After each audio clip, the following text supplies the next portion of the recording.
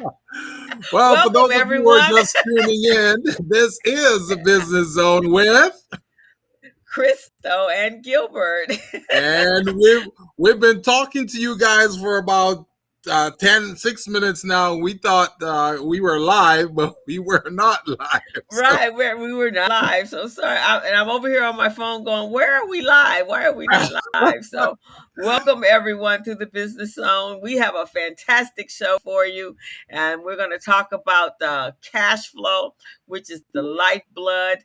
Oh, and look at that. We got Mr. Armand in on all righty then. Let's bring him on in. our, I thought our, our resident expert here, social yeah. media, website marketing guru, you name it.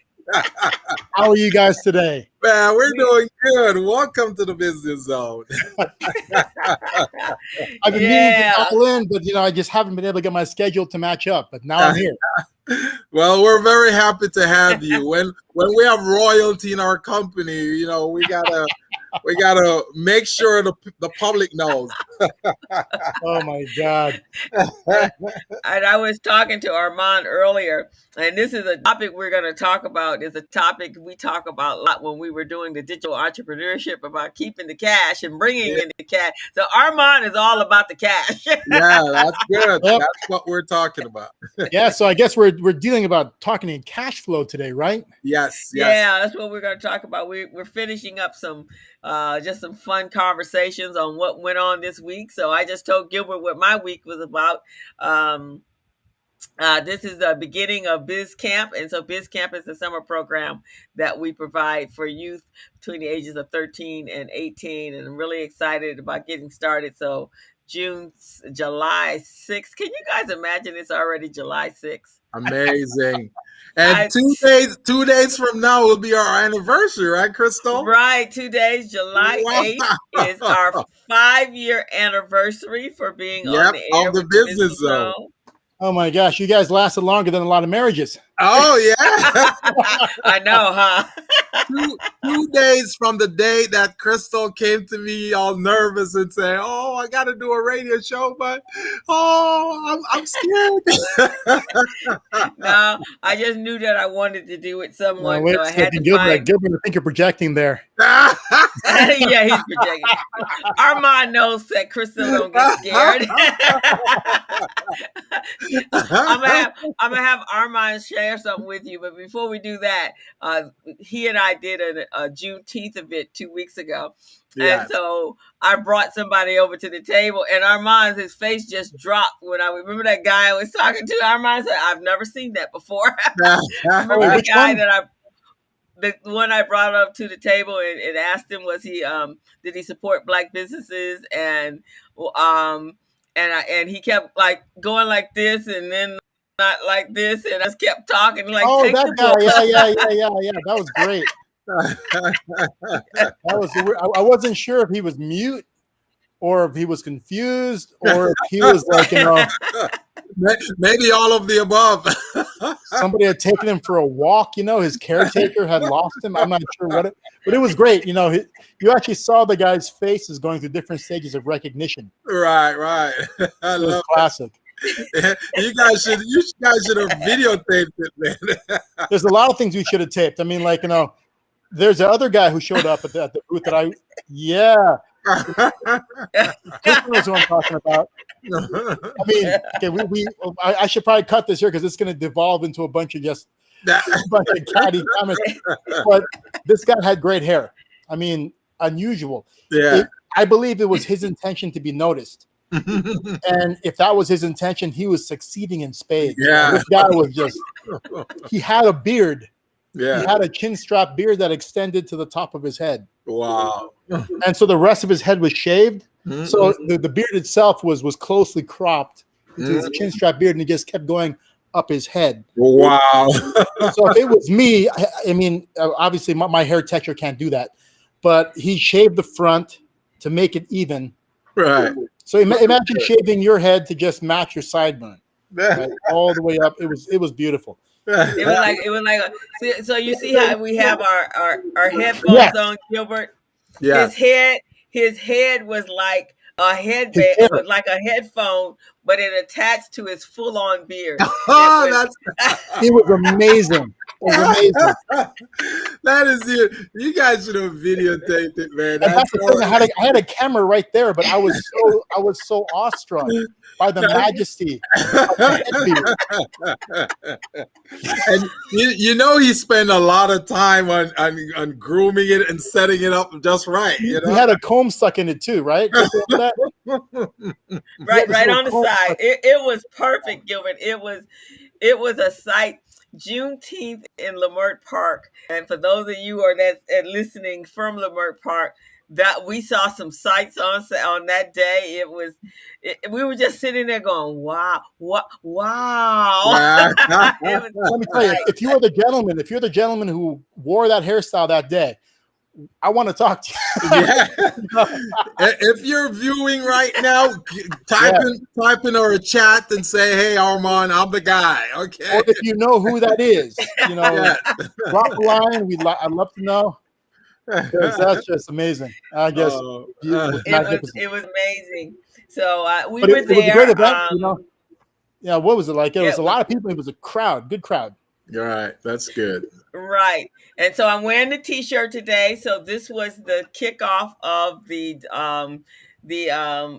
Black Business Renaissance resource guide for businesses. We got Amy on the line here. Hi, Amy. Thank you for tuning into the Business Zone.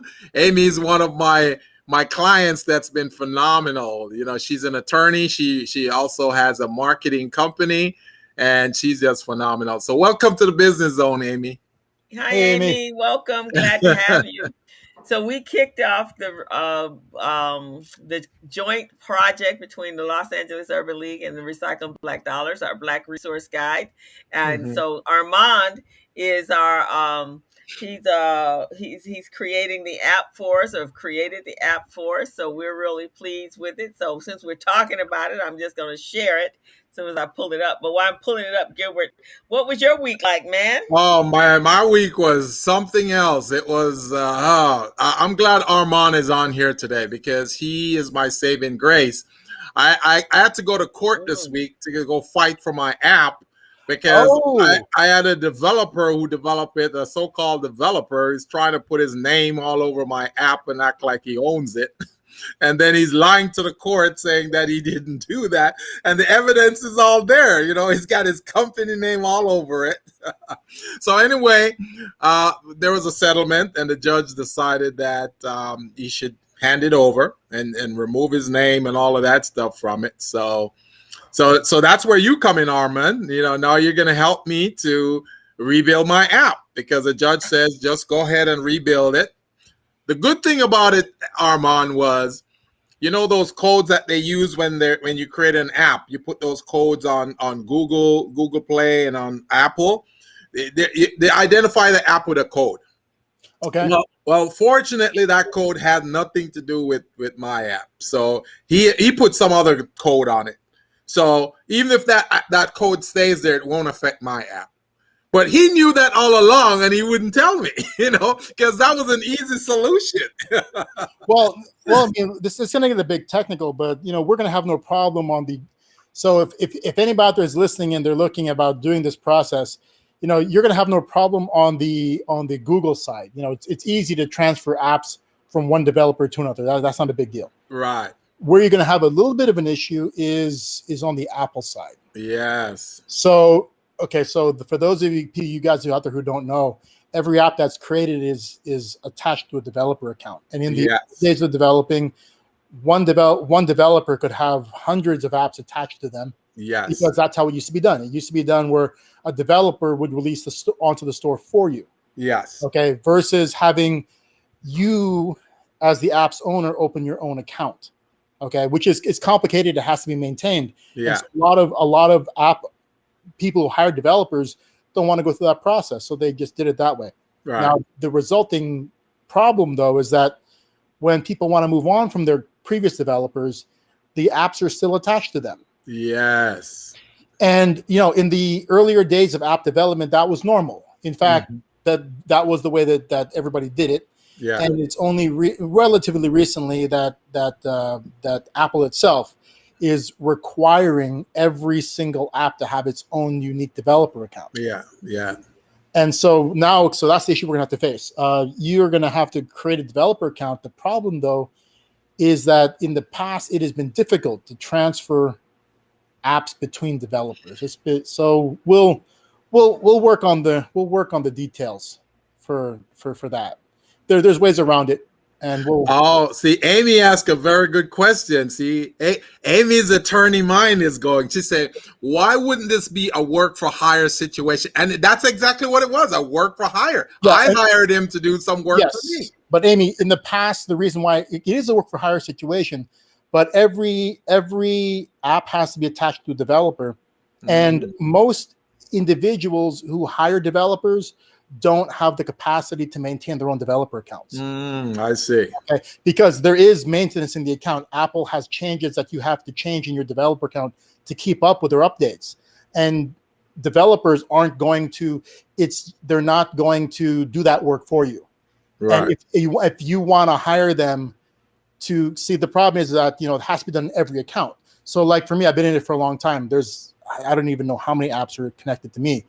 My one developer account, I make a change in that one account and it affects 100 apps. Yeah. Right. But if I was maintaining 100 different developer accounts, that would eat up my entire day. Yeah. And I mean, I would have to charge significant amounts that those developers wouldn't want to, that those individual clients wouldn't want to pay for. Right. Because we're talking about a lot of small app owners. We're not talking about larger corporations. Yeah. I built apps for colleges and they have their own developer accounts. They can afford the maintenance fees. But somebody who's just out there to build a small idea app, they can't afford it. And that's the reason why. Yeah. The good thing about this is he promised a judge in writing that he's going to delete that account, the one that he had for me, which really didn't tie to my specific app, but he tried to make me think it was. So he's going to delete that account, and and then the judge said, okay, go and build the app from scratch. So that's where you come in, Mr. Armand. But to give you that heads up, we're going to have to take a look at how things are now. Yeah, we'll probably have to change the name a bit, because even though he deletes the account on his side, once something's taken on Apple side, it's gone forever usually. Yeah, but he had it in Buchanan and Associate, not Small Biz Pro. You see what I'm saying? So that's why it won't affect Small Biz Pro. Yeah. So let's take a look at it before we start, because I have to take a look at your exact situation, see what it looks like. Yeah. But Amy, to answer your question, it is a work for hire situation, but when it goes out there onto the store, it has to be attached to a developer. Yes. And most people who hire developers to build for them, they just, what's that? Owning the account's not the big deal. I mean, in fact, I'm helping Crystal set one up right now. You have to, if you're a corporation, you have to have a Dun & Bradstreet number. I mean, it's like opening a bank account, but the problem is maintaining it. So every time Apple has updates to their code, you actually have to update your account and your apps to match it. And the problem is that most people don't have. See, that's an ongoing actual developer issue. So most people don't have the skill to do that, and most developers won't do one-offs like that. So for example, on my developer account, when I do updates to it, it affects 50, 60, I don't know how many apps I have attached to me right now. It affects them all in one shot. If I had to do them one at a time, it'd be a nightmare. That's the reason why most developers won't maintain accounts for other people. Most people who actually, I'm sorry, we're getting on a different topic now. Sorry, Chris. So, and it's kind of interesting because everybody wants to have an app, but there's actually so much more to it. We're going to have Armand come on and just talk about the development of an app for your business and the benefits and the pros and the cons of doing that. Because sometimes there's a lot involved with it. Amy, was that helpful to you there? Real quickly, Amy, I think Armand put some great information out there. To answer her direct question, she's asking, can you give a short synopsis about what is involved in owning a developer account? So really, so there's two developer accounts you have to have. One is a developer account for Android, which is the Google Play developer account. The other one is the iOS, the Apple developer account. The Apple developer account requires a yearly fee, and there's two kinds. There are two kinds. One is for just standard apps in the App Store. The other one is an enterprise-style developer account that lets you develop apps for distribution within your own company, and that one's more expensive. Yes, that one's like $400 a year. Right. The other one, the standard one's $100 a year. But on top of that, you have to make sure that, you have to maintain your account with them, and that takes some technical knowledge. Right. And so that's the reason why when people hire developers, they usually have them attach the apps to the developers' accounts themselves. And you'll notice that the number of apps being released now is slowing down because people are realizing that it's not as easy to make money from one as people think it is. And so they release an app, and then there's all these fees associated with keeping it alive, and it's not making them any money, so they're just letting them die. So fewer and fewer people are jumping into that game. So the people who are left are actually larger developers. Little guys are no longer trying to hop into the market because so many people have hopped in and realized that it's not one of those, if you build it, they will come scenarios. Right. You have to be able to afford to market it. Well, maybe what we can do, Crystal, we can do next week on our program, we can have Armand come back if he's available, and we can do like Amy suggests, a consortium on apps. It'll be a crushing your apps dream segment. How it's made, how it's maintained, and what you need to know. You really want to know how the sausage is made, though. Yeah. Excluding some of the parts. yeah, I'd be happy to. I'm not sure what my schedule looks like next week, but we can do. I'll take a look what I have going on. Yeah, that would be nice. Yeah. And Amy, thank you for your questions. These are great questions. They really kind of opened my eyes a little bit, especially the part where you mentioned work for hire, because that's exactly what was in the letter that my attorney sent to him. So, So thank you so much for, and I'm sure there's a lot of viewers out there right now who are viewing this and they go, I never thought about that. So when I hire someone to do something, this is a work for hire, right? Yes, it is a work for hire. So you got to, I think you have to make that very, very clear. You got to make it real, especially in the digital space. A lot of times, if you don't specify, because a lot of these developers will have contracts. And you more than likely, hopefully, sign a contract when you engage this developer for you, right? A lot of developer contracts, and depending on how much you're paying them, this is the thing you have to also understand. Yeah. How much you're paying them, you will dictate how much of what they're building you really own. Yes. Right. Okay. Yeah. So, he utilized, Gilbert and I have talked about this before, and he used a development platform to build that app for you. Mm-hmm. Okay. So what he really provided you was access to software. Yeah. Okay, so he took, it's almost like building a website using WordPress. Yeah. So he used the software to build it out for you. The thing is that you don't own any of the code behind your own app because he didn't write it, right? And his fee reflects that. Yeah. Okay? If you're not paying $50,000 or more to have something built, you don't own it. Yeah. I'll guarantee you that much. Okay. Right. If you're not mortgaging something to have that app built, you don't own that app. Okay. You mean I got to mortgage my firstborn? Well, okay. So a friend of mine was working with an organization that developed the first Caesar's Palace app. Wow. Okay. 7 figures to build out an app for casino. It's like the app that I developed for RBD, basically. Yeah. It's a guide, right? Yeah. It's an interactive guide, but Caesars owns the code. It's their app. Everything created for it is for them. They own everything 100%. Yeah. 7 figures. Wow. Right. Because of, of course, also because it's Caesar's Palace. Yeah. But that's just what happens in that area. Like when I first started doing this, I was looking to have a development platform built for me. Yeah. Right. Just the exploratory portion of it was $80,000 just to get started. Wow. Just to get started. 80,000. Just for what we call what's it called? It's run one. So like there's 5 stages in this development. Then this developer's what's it called, milestones. He has 5 stages. Just stage 1, 80,000, just to get the ball rolling. Investigation and exploratory. Mm-hmm. By the time it was going to be done, it was going to be close. It was going to be a couple $100,000 to build a platform to rebuild apps. Right. So, and then you have to have the content. So like we were kind of blessed, and I'm going to share the yes. platform here. So we were kind of, because we already had a resource guide in place with data that was there, but that still didn't mean that there was a lot behind it.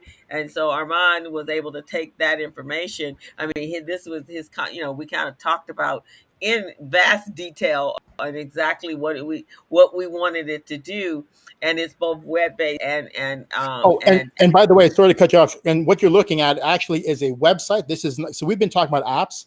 This is a website. So this platform, the Recycling Black, so the Greater LA Black Business Renaissance, it is a joint project between Urban League and Recycling and Crystal's Recycling Black Dollars to help to introduce the public at large to the Black business community. Yeah. And so this is a interactive directory guide to what's going on in Black LA. Yeah. And what we're looking at here, this is the website portion. This is not the app portion. Oh, okay. Okay, so this is a website. So this is a portion where they access it through the website, right? Yeah, and it is what's it called? It's responsive. So it orients itself to whatever size screen you're working with, whether you're on a full size computer screen, whether you're looking at a tablet, a smartphone, it orients itself for that. I like that. This looks nice. This looks nice though. This looks nice. Yeah. So this is so if you want to search the businesses by category, you can do that. Right. And there's the categories. You click on a category, and all the associated businesses pop up. Crystal, do professional services. Let's see what comes up. Did you do what you were supposed to do? No. Wait. What are we looking at? We're doing professional services to see if a company like mine will pop up. Well, you're in there. I remember seeing your information at Small Biz Pro, right? Small Biz Pro is in. Actually, at Crystal, go into services and look for business services. Okay.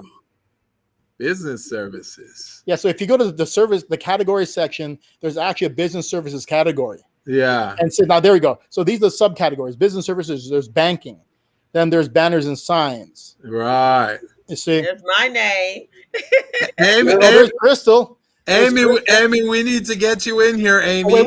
Business consultants. I think you're in here. I think you're going to be in here. Oh, business consultants. Let's take a look. Let's keep on looking. Let's keep looking. I know that there you are. There it is. Small Biz Pro, baby. So go ahead and click on them for details. Yeah, click on details. Let's see what comes up. And it has your name as the principal consultant and your phone number. You didn't provide any more information on you besides that. Can I put a video in it, Armand? You can. In fact, we're one of our next steps is reaching out to all the business owners who are in here currently. Yeah. Because at this point in the listing, yeah, you're able to, like, if you want to have connections to your social media presence, we would have active links to Facebook, to Instagram. If you wanted to have links back to your website, it would be there. If you wanted to have links, let's say you're a restaurant, if you want to have a link that takes you to Grubhub or wherever, you can. Yeah. This is highly interactive. It's just that most of the people who are in here right now haven't given us more than just their name and phone number. Yeah, I'm gonna provide you my promo video and all of that. Amy's saying, wait, what? Amy, you can put your company in here too. Put a promo video on what you do. Yes, and actually, let's explain this. Yes. Crystal, come up to the top so we can show people how to be involved. So on the right side of the screen, there's something that says "Get Involved." This also holds true on the mobile version. Yeah. See, in this way, you can become a member. By becoming a member, basically, hold on, let's see. Yeah, so becoming a member is how you get a free listing. So everybody in the business community is entitled to a free listing. Right. Now, a free listing is not a listing that is categorized. So if you have, like, let's say for yourself, as an example, Gilbert, you're in the business consultant section. We can find you because I'm looking for a business consultant. Right. Okay. But if you get the free listing, you're in the all businesses from A to Z section. Oh, because it's free, right? Yeah, yeah. But our vision was to have this available to anybody who thinks they're in business. You don't even have to really be in business. If you think you are, you can be in here because let's say that you are an aspiring DJ. Uh-huh. And you're telling everybody, I'm a DJ, but you've never even DJ'd before, right? Right. I'm a DJ, right? Yeah. Okay. Yeah. So a lot of those guys in the old days, remember Gilbert, when we were young, we'd go out and back in the day, print some business cards and all the things were legit. Yes. Okay. To be in an interactive listing, we're only charging $65. Oh, because we want all those guys out there who are hustling to be able to be in here, right? Right. So you can get a free listing for nothing. So if you click on become a member, there it is. So become a member, fill this out, and you get yourself a free listing.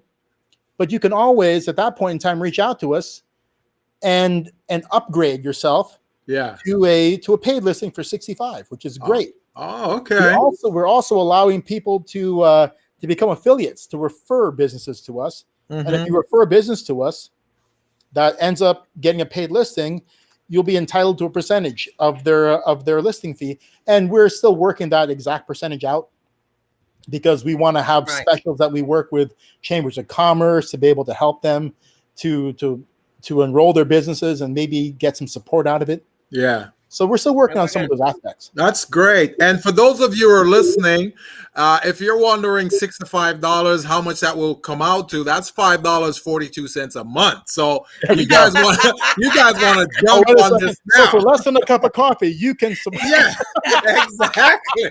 Where's Sally Struthers? She's gonna pop out here and exactly. And so Amy, I put the link in the chat so you can click on there and go over to get involved and click become a member. There you go. So yes, Amy. So the URL is RBD Greater LABBR, which stands for Recycling Black Dollars, Greater Los Angeles Black Business Renaissance. It is kind of a mouthful, but in our marketing, we use QR codes and active links to bring people there. Yeah, right. So that's really what it's all about. I'm excited about this, man. This is great. We are as well, Gilbert. This has been a long time coming, and the fact that it's both on web-based for some of our members and app-based. And app-based, and we're still printing the resource guide, the printed guide for those that really. Crystal, can you share your phone on this platform? I don't even know. Can you? I could if I had it. I had all the gadgets and gadgets that you have. those gadgets and gadgets. But okay. Amy's asking a question about, so you don't necessarily have to be a Black business owner to be in here. I mean, you can be, we would like you to be, but this is for everybody to experience.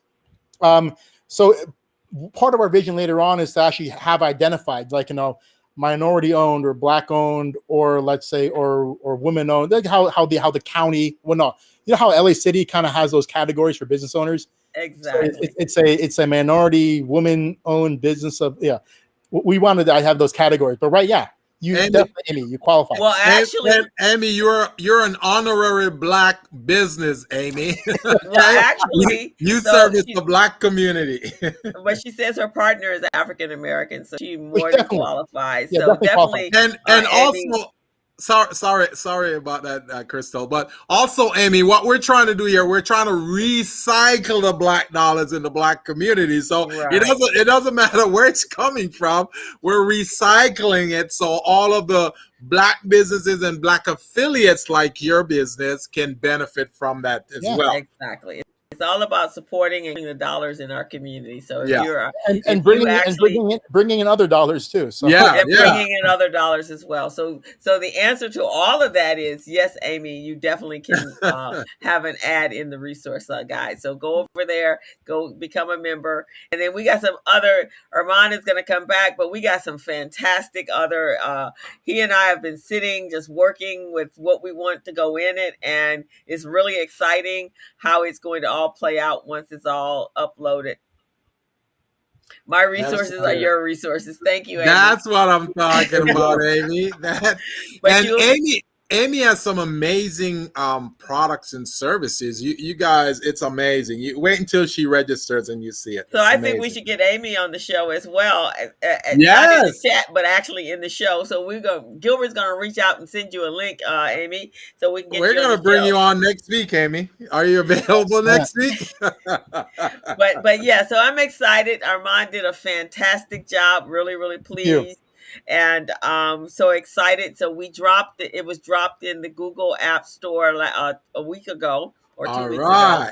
And we're going to be working on getting it in the Apple Store for those. So Crystal, when I go to the Google App Store, what do I type? What do I look for? I will have to send you the link because we don't have any traction as of yet. But if we're gonna do a search for the app, do we put black businesses or no? You should actually put in their Black Business Renaissance. Oh, okay.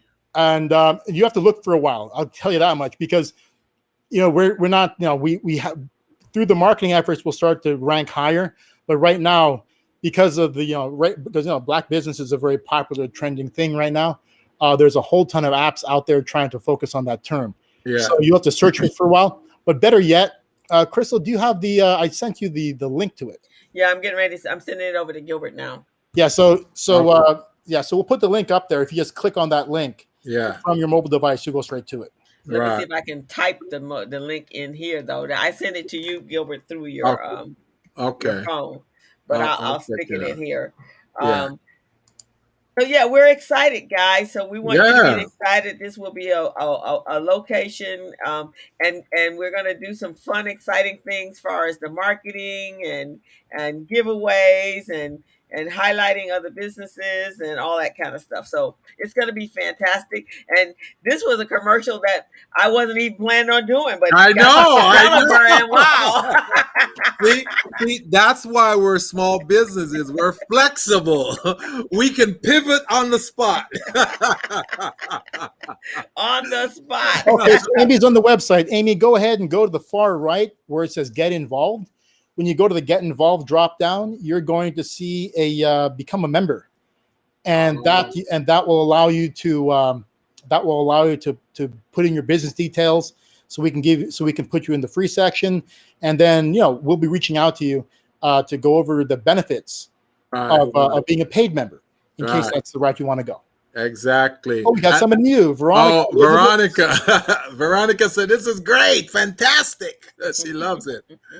Veronica is also one of our regulars. So she logs in every week, and she provides support. She tells a lot of her. Veronica is a member of the South Los Angeles Chamber of Commerce. So she brings her group of businesses too. Yeah. Veronica, are you the woman who referred Cheyenne Robinson to us? We were doing entrepreneurship classes at the Urban League on Wednesdays a couple of years back. I believe that somebody referred Cheyenne Robinson over to us. Is that you, Veronica? I'm not sure if it is or not. It probably is. There we go. So Crystal just put up the link that you can click to download the app on hopefully Google there's Play. nothing in there. Everything. Oh, so Amy, there's no need to reference affiliate number because you're coming in straight through Crystal. So actually, if you want to become an affiliate, any business you refer that joins up, you'll get credit for. The next choice down and Get Involved is become an affiliate. When you do that, you'll be assigned a number. So when you refer somebody back to the site, you'll be able to have that number attached to you, and then you'll be credited for anybody who joins. This is good that we're doing this live. I like that, because now not only are people going to be able to log in and they're getting instructions from you, Armand and Crystal, but this is going to be on YouTube also. So they can go to YouTube whenever they want and they get the instructions. So this is great. I love it. There you go. Yeah, me too. I just gotta go back in and edit in the intro because we were not live, but that's no problem. Now I can make that happen today. But guys, so fantastic. So now we're going to go over to what our topic is today, because I'm kind of excited. And this kind of came about because I was talking today. So I can. You can. Yes. I was talking to someone today, and they were talking about businesses and why our small businesses don't have employees, and they were asking me why that wasn't a normal occurrence. And I was like, basically, there's no cash flow. So she didn't quite understand cash flow, and then Gilbert and I were talking. So today's topic is on being talking about the cash flow of your business. So myself and Gilbert and Armand, we all have businesses, but not only do we have businesses, we work with small businesses, and this is generally an issue for all of them. never having enough cash flow, and really not even not having enough cash flow, not even understanding cash flow. So our topic today is turnover is vanity, profit is sanity, and cash flow is reality. That's what I'm talking about. That's what I'm talking about. Say it again, Crystal. Say it again. So turnover is vanity, profit is sanity, and cash flow is reality. Because of every business, cash flow is the blood and the oxygen that actually runs your business. So if you don't have that going on, you got problems. So you have to really work at making sure that your cash flow, and as Armand was saying when I spoke to him today, he said, it's not about the money you make, it's about the money you keep. Exactly. Exactly. So you want to have two doors to your business, two doors, one coming into the business and one going out. The door going out of your business should be the small door, little door, like the little doggy door. Yes. And then the one coming in should be a big door. That's the money coming in. The one going out should be a little one. And cash flow more specifically, it's about timing. Yes. You could have a business that brings in, let's say, $500,000 within the span of 12 months, and that business, let's say that there's your gross, and let's say it costs you $250 to run it. These are just numbers, right? Yeah. So you mean like you're gonna essentially prior to taxes, you're gonna net half of what comes in, which is good, right? Right. The problem is that if, and I've seen this before, where you'll have a consultant whose income might be one single source that pays in one lump sum. Yeah. Right. And if you start running, let's say you receive like $500,000 all at once, and you're not going to receive any more payments for the duration of the year. Right. You just have to make sure that the timing of it is right. So if you needed, let's say, if you want to take on additional jobs, right, and you're nearing like month 10 or month 11, and your $500,000 is diminishing, right? Yeah. And a new opportunity pops up that you need some investment for, and you're about to have it in 2 months, but you need it now. That's a cash flow issue, right? Yeah. You just haven't spaced out when the money's, like Chris and I were talking about it earlier. Stagger your invoices so that you always have money coming in.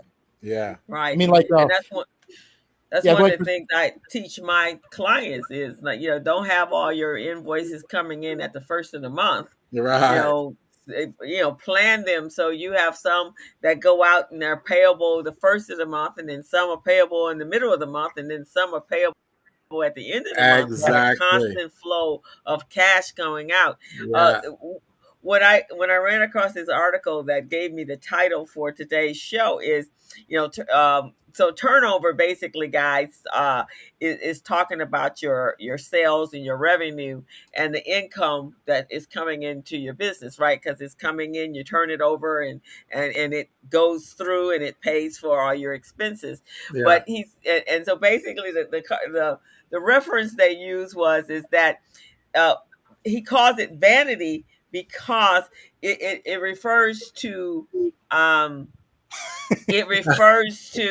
hey, I'm the CEO of a business and I'm turning over $500,000 a year, right? Well, that's good. But if your expenses are also $500,000 a year, then that's not good. Absolutely no. You have no money you can't brag about that if you don't have money that you actually can be utilized within your business to take care of your employees, to take care of your rent or your mortgage or any of the expenses or your production runs. Then you got a problem. Yes. Yeah. I mean, so like Chris was talking about, it's a vanity metric. So of course, like my business is like a lot of it's involved in the digital space. So there's a lot of metrics that we track. Right. There's tons. I mean, like literally we can position somebody so they look like a superstar no matter what. Right. Yeah. But based on the metrics we use. Right. Yeah. But in reality, so for example, in the class that Chris and I were teaching at the Urban League before, which we were looking to start up again, it is making money in the digital space based on traffic, right? Yeah. So there's many ways to make money from traffic, but the biggest way to make money from traffic is through advertising. Yeah. So a big vanity metric that people have is the number of followers they have on Instagram. Yeah. A number of followers, huge vanity metric. Okay.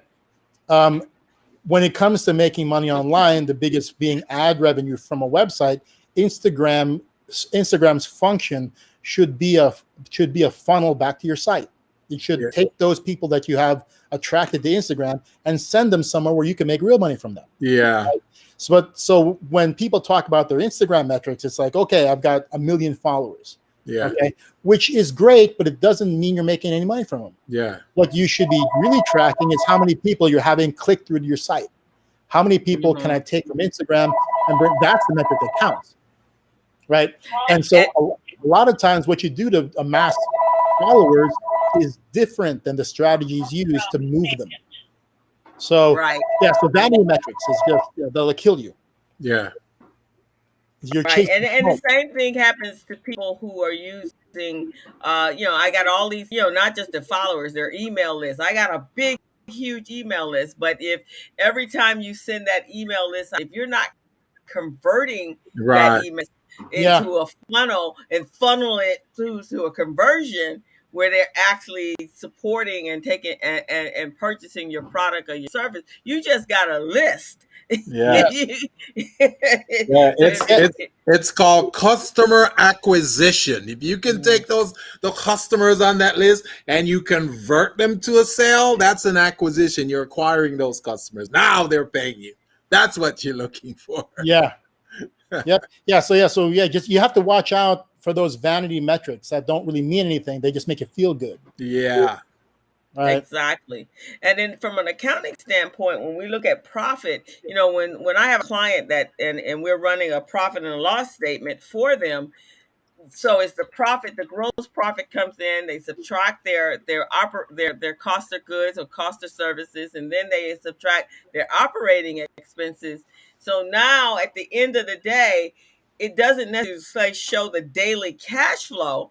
It's just showing you a net profit. And because I have a client that always says when I run the profit and loss, he goes, well, it says I have more money than I have in the bank account. That's like, because when we ran the profit and loss, your mortgage hadn't cleared yet.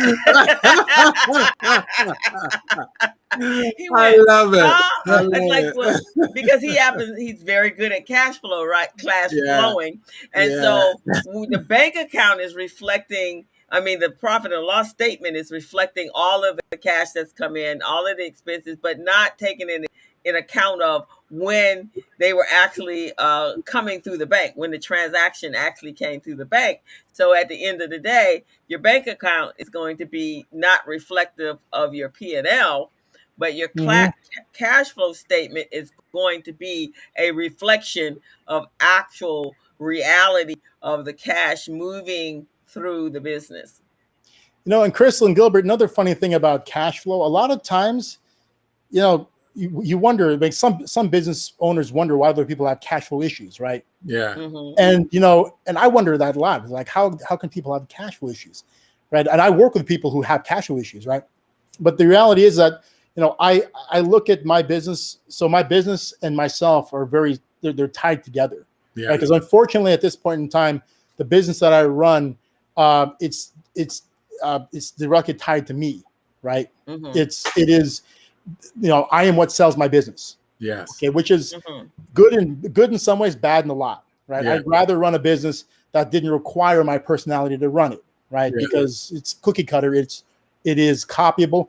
But the reason why I bring that up is that, if you always have a reserve large enough to cover anything that possibly pop up, cash flow is not a problem. Right. That's true.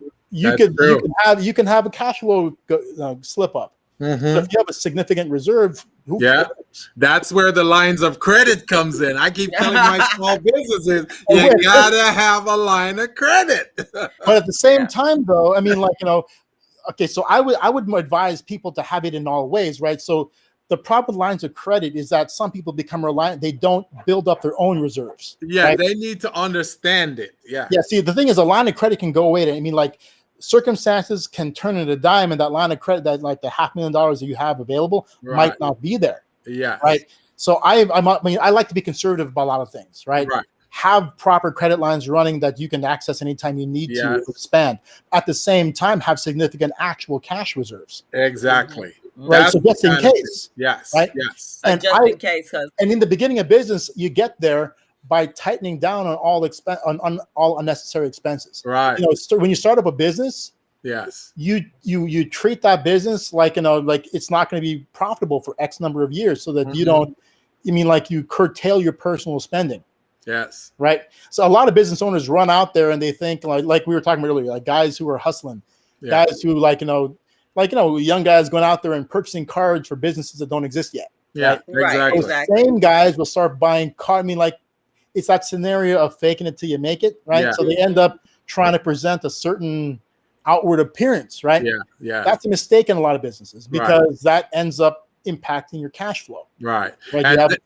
And that's why, by putting it in such a simple way, having two doors to your business is great. You got the big door, which is the income coming in at all times. That means your income should be more than the expenses going out. And then the small door is the expense door. That's a tiny door. That means you've got less going out than you got coming in.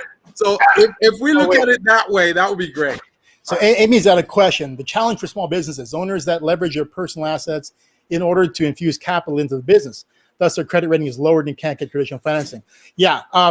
So a lot of times, my personal look at my outlook on that is that, okay, so think of it like a movie producer, right? Mm-hmm. What's one thing you never use when producing a movie? And that one thing you never use your own money. Yeah, you never use your own money. You always try to find a way to use other. I guess it's a matter of access to information and giving yourself time to plan it. Yeah.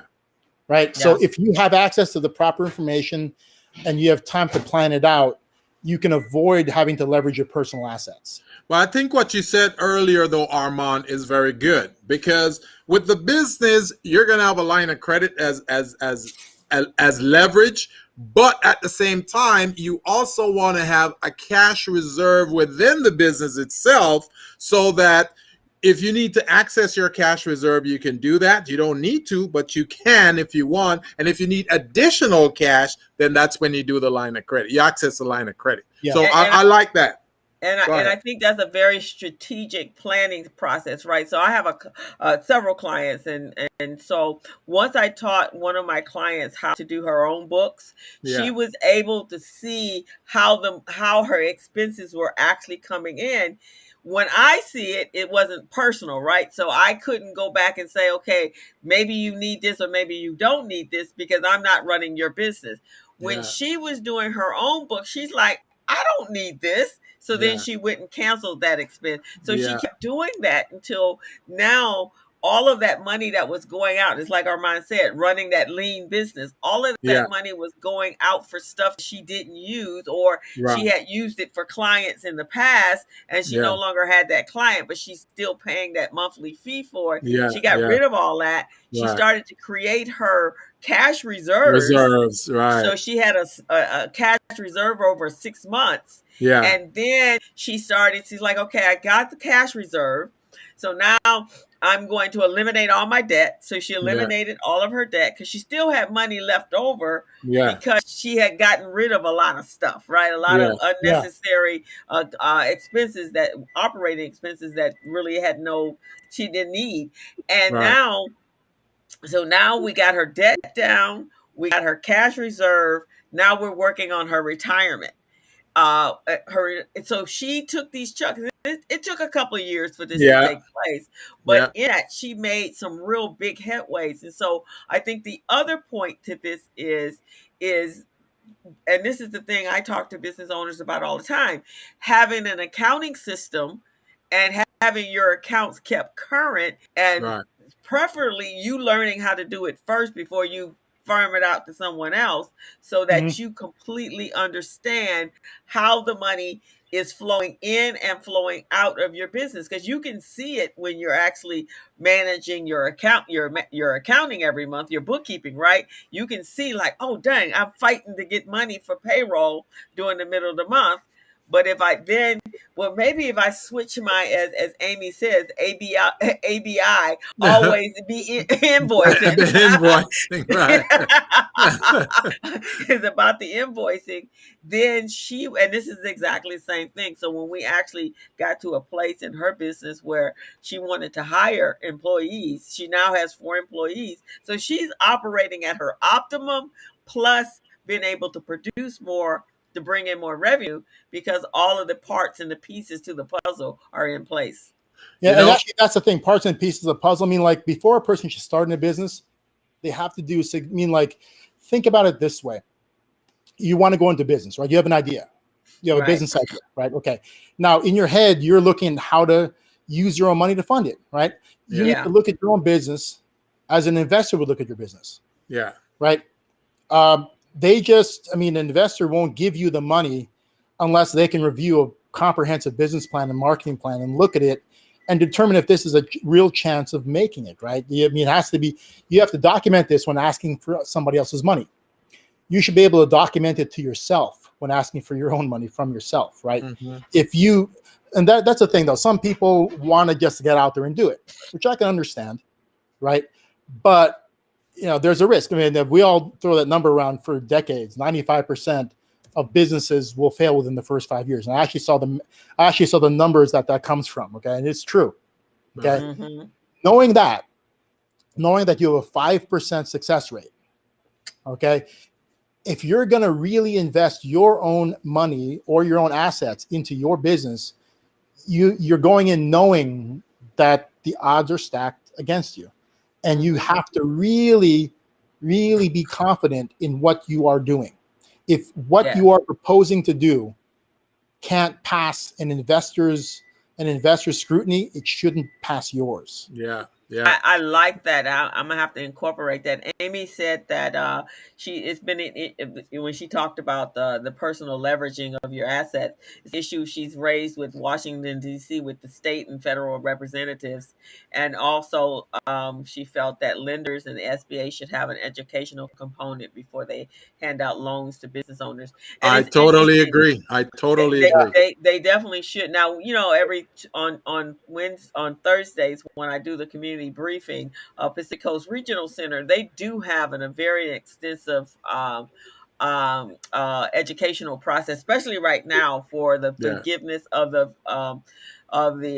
PPP loans. And so you're absolutely right. But the more educated you are in this whole process, you save yourself time and energy and money. And you definitely do need systems and processes in your business.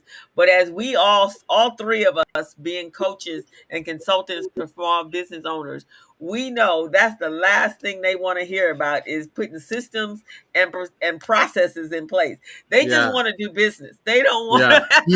I mean, but there's the biggest problem with most small business owners is that they don't know anything about being. Okay, so let's use an example of cakes.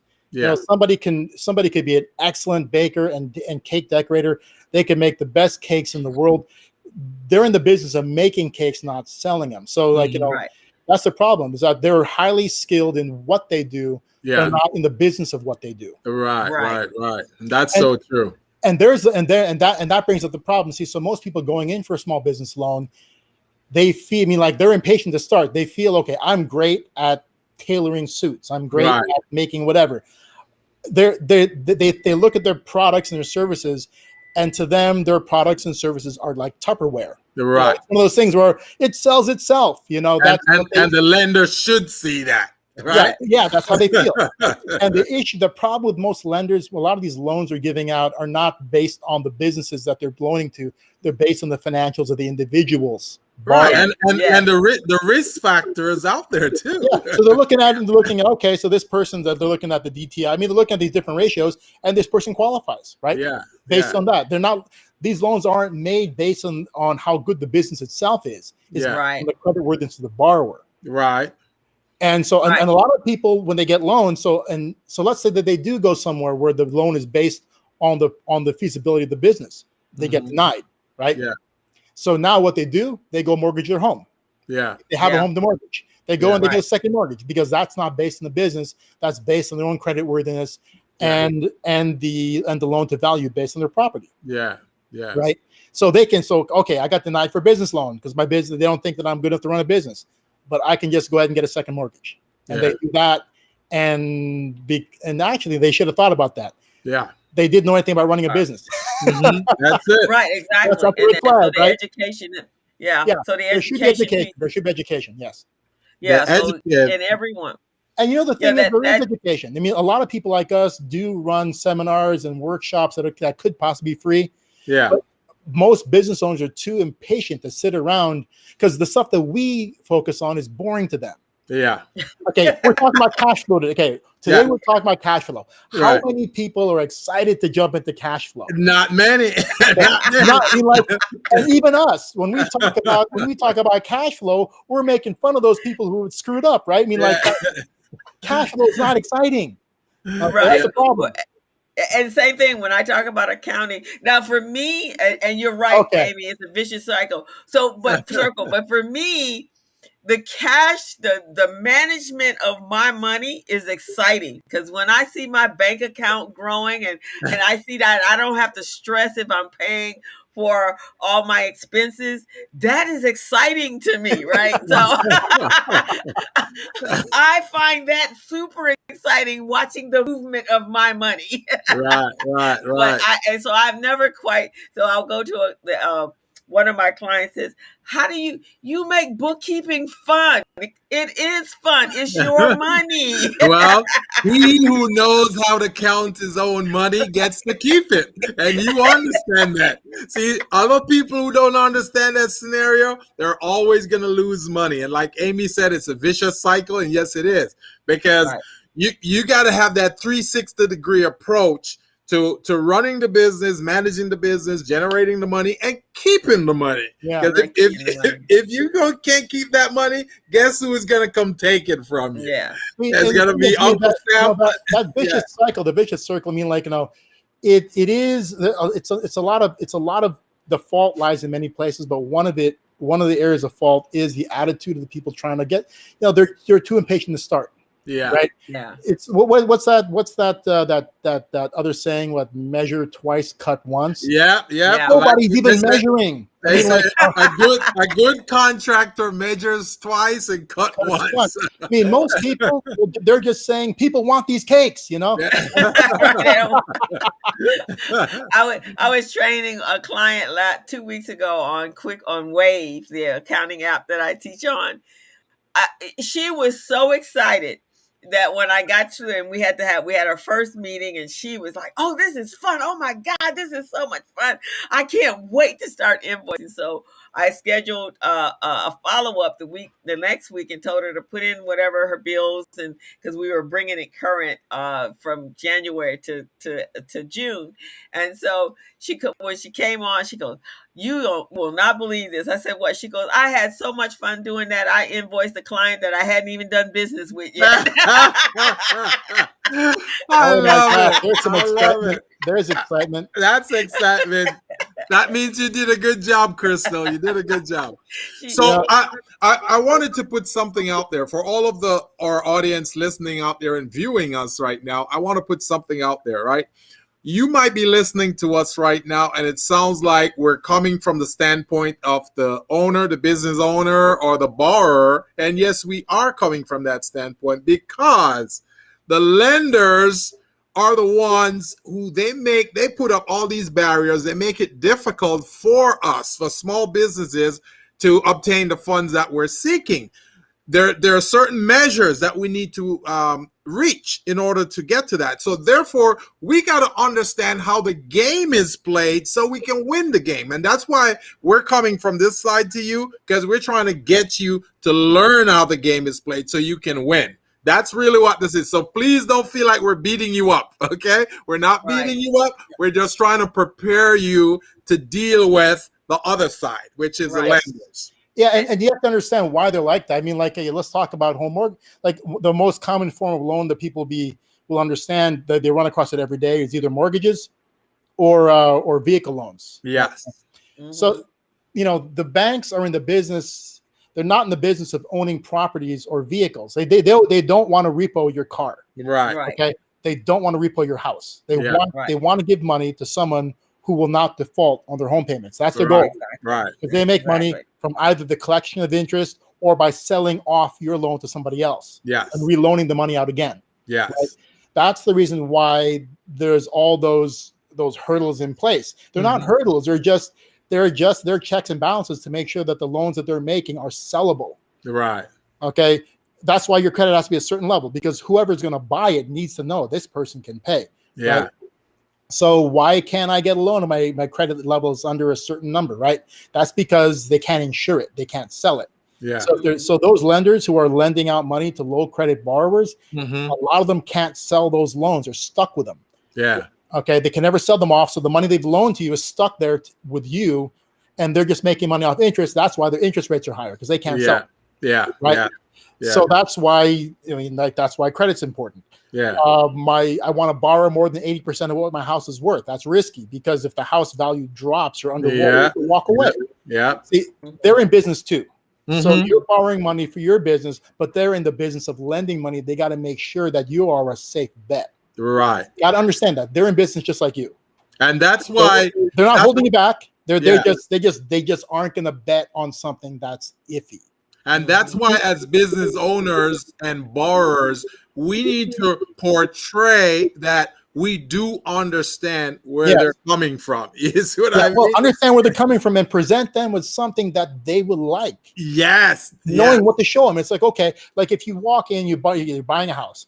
Okay, if you've got 50% down, you got a 750 credit score, right? Yes. And you've got a cash reserve that can cover 6 months of your mortgage payment. Yeah. You are a safe bet. The chances of you defaulting are slim to none. Yeah. And even if you do, because you're putting 50% down, if they're stuck with your property, they can turn around and pump it fast and get all their money back. Right. Plus that reserve, plus that 6 months reserve is like a little buffer. So because if you lose your job, you can still pay.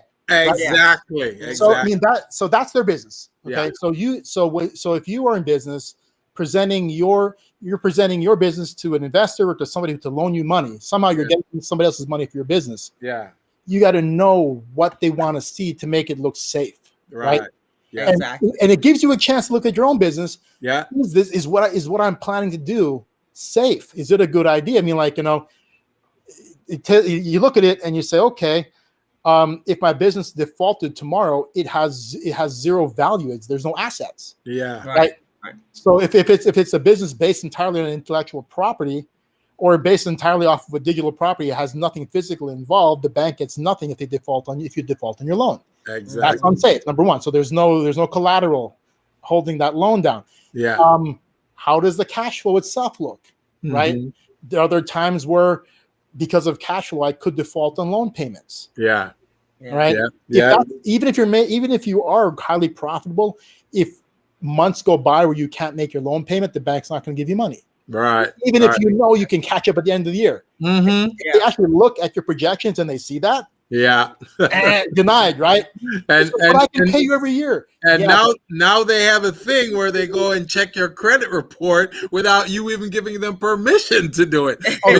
Because what they do is, when they look at your credit report, they see the performance. They see, did you owe company A, vendor B, vendor C? And if you owe 3 or 4 of them in succession, they're going, oh, there's some trouble going on here. Maybe I need to pull back my line of credit or pull back on the loan flexibility that I have with this client. But you just have to know that they're in business too. So you have to show them And and that's the thing. That should be your wake up call about what it is that you plan on doing for yourself. Not every business idea should become reality. Right. That's the thing. Because yes, 95% of businesses will fail. Okay, there's no getting around that. Yeah. And we're not. And the three of us, and any consultant that tells you that can show you how to beat the odds is lying their asses off. That's true. The odds. Okay, we're here to make you aware of those odds. Yeah. And to really take a hard look at what you want to do to make sure, okay, how can it? And this is a funny thing that we say in our class all the time. If 9 out of 10 fail, let's call it 9 out of 10. If 9 out of 10 fail, what is the way to produce at least one successful business? Knowing that if 9 out of 10 businesses that you start fail, what's the ironclad, based on the odds, way of producing one that works? Right. The way that produce one that works is to open up 10. Because 9 of them will fail, 1 of them will work. There you go. Now that makes sense. Yeah, that's how you actually scalability, right? That's how you work in Vegas.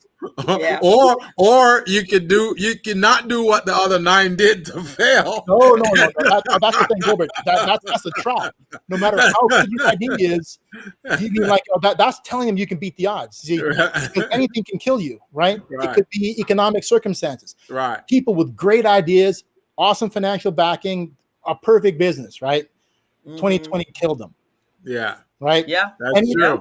All sorts of things can happen. Just because you're looking, and of course, looking at other people's mistakes helps you, right? But you can never say, okay, this is going to guarantee it. The guarantee is opening up a bunch of viable. So get a whole bunch of business ideas, get the viable ones together, and open a bunch. Yeah. Right? Now people are going to say, I don't have the capital for that. Yeah. And they don't. Most people don't. If you're trying to open up if you're trying to open up a bunch of small batch liquor brands, maybe you don't have that kind of capital. But that's where our classes, the digital world lets you do that. And that's where I'll make a transition real quickly, folks. For all of you who are tuning in, we are really are excited to have you on today. You got 3 powerhouses on the show today. You got Mr. Armand Santos, the guru here. You've got Crystal Mitchell, my co-host and superstar. She does whatever you need to do, accounting, bookkeeping. She can make those things palatable to lenders for you. And of course, you got me, the small business paramedic, Gilbert Buchanan. I help you to get your back office going, help you with your certifications and all that good stuff. Our topic today is turnover is vanity. And Crystal, what's the other one? Profit is sanity and cash flow is reality. And cash flow is reality. So that's what we're talking about today. We hope you guys learned a lot. So, and it's not, it's not a sexy subject. It is, but it's not. I find money very sexy, but you do have to maintain it. You have to manage it. You have to understand it. You have to understand how money works and how it can work for you. So what Armand was basically telling you is look at how the strategies that you can use, that you're not working for the money is working for you. That's right. And you can keep it in flow, right? So that's right. And that's how we have to start looking at it, and not that I'm working to make whatever I'm making at the end of the year. Is really what can it do for you, right? How can you take that money and continue to grow grow that money in a space, using all the vehicles and the that are out there for you, but you just can't jump into things willy nilly. I was talking, and this is kind of all willy nilly, right? I was talking with someone this morning, and they were talking about the cryptocurrency, and she's like, "Well, Crystal, have you gotten into the cryptocurrency?" And I said, I guess it's my analytical accounting part of my brain. One, I can't see what it's backed up against. So, and I understand that American dollar is not backed up against anything, but I can see it in my bank account. Yeah. I also know that someone can't just hack into my wallet and take all my money. I can see that. And it's way too volatile. It's not the stock market. I understand the stock market because I've done accounting for public companies. So I understand what goes into keeping making sure you are public and that you don't go to jail. I understand. And it's not FDIC protected, right? Right. Right, Crystal? And I understand. And I understand the SEC coming in to shut you down. I get that part. That makes me feel safe. I don't understand that with cryptocurrency right at the present moment. And so, no, I am not investing my money over there, because all I see is it just keeps dropping. It goes up and then it comes down, and it can go down just by Elon Musk saying I'm moving where else. So no, that's way too much volatility for me. For me, I have to understand how the money comes in, how the money goes out.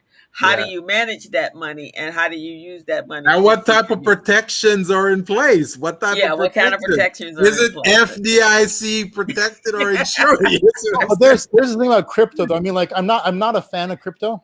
I mean, don't get me wrong, Gates. I'm not an advocate for it. Yeah. But I do understand how it does work. Yeah. Okay.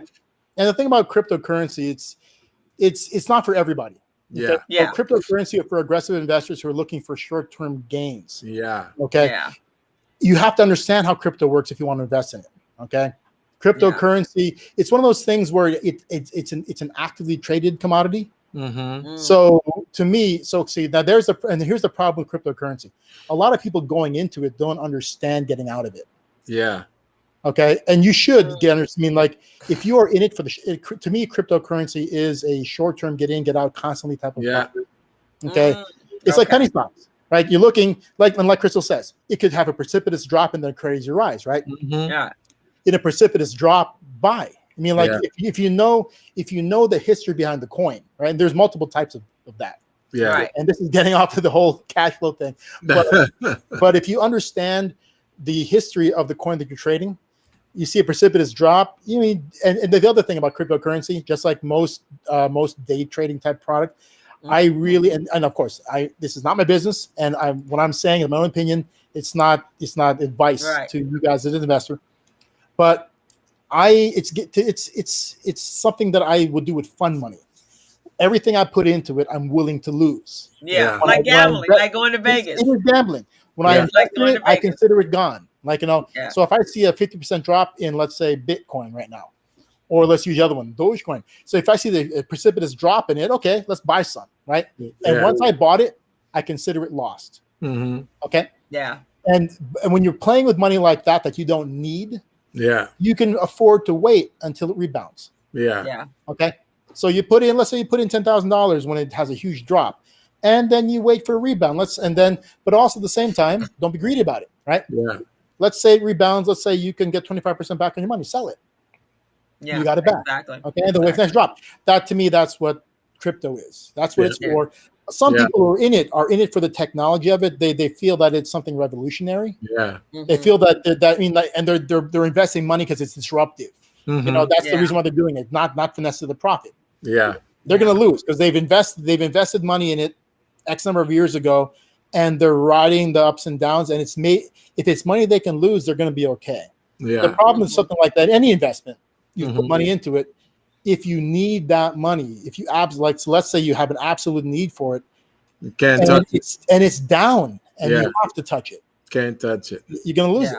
Yeah. Right. Yeah. And I guess we can tie that back into cash flow in the sense, Armand, that if you can't, just like you said, if you can't afford to lose money in your business, then you not tracking it and having processes and systems, then you're gambling, right?